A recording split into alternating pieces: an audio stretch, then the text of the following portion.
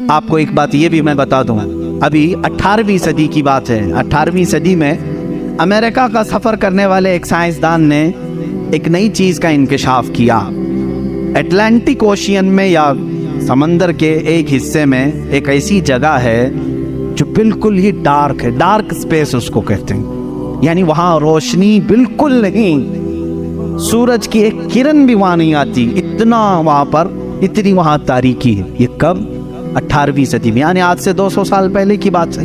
اس نے انکشاف کیا، دنیا کو بتایا میں نے ایک ایسی جگہ دیکھی، بہت ہی ڈارک ہے، بہت اندھیرا ہے۔ وہ جب واپس آیا تو علماء ربانیین نے سورہ نور کی قرآنی آیتیں پڑھی۔ اللہ فرماتا ہے کہ اذا اخرج یدہ لم یکد یراہ ومن لم یجعل اللہ لہ نورا فما لہ من نور۔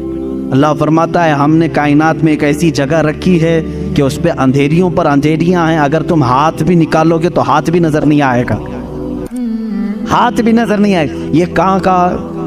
یہ علم البحر جس کو کہتے ہیں، سمندروں کا علم رکھنے والا، جو پوری زندگی سمندروں کی کھوج میں لگا دیا، وہ لا کر کے بتایا۔ اس نے سوچا میں بہت بڑا تیر مارا ہوں، لیکن جب بتایا قرآن پڑھنے والوں نے کہ یہ تو قرآن میں ہے، اللہ فرما رہا ہے ایک ڈارک سپیس ہے کائنات میں جہاں تم ہاتھ بھی نکالو گے تو نہیں نظر آئے گا، اتنا ڈارک ہے۔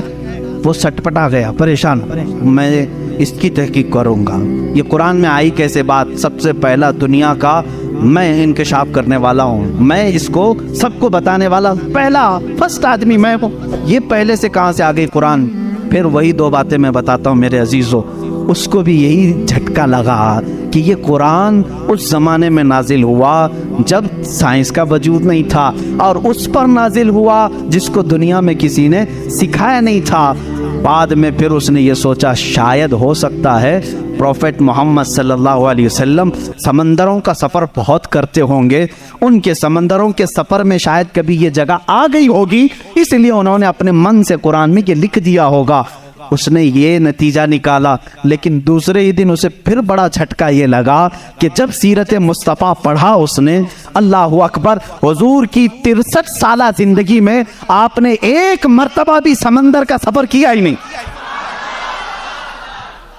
یہ بہت بڑا جھٹکا لگا کہ وہ محمد صلی اللہ علیہ وسلم کبھی پوری زندگی میں سمندر کا سفر کیے ہی نہیں۔ میرے عزیزو، اس بات میں غلط فہمی میں نہ آنا کہ وہ سمندروں کو نہیں جانتے تھے، وہ معراج کا سفر کرنے والا رسول سمندروں کو ضرور جانتا ہے، لیکن یہ حکمت الہی تھی کہ کبھی سمندر کے سفر کرنے کا اتفاق نہیں ہوا۔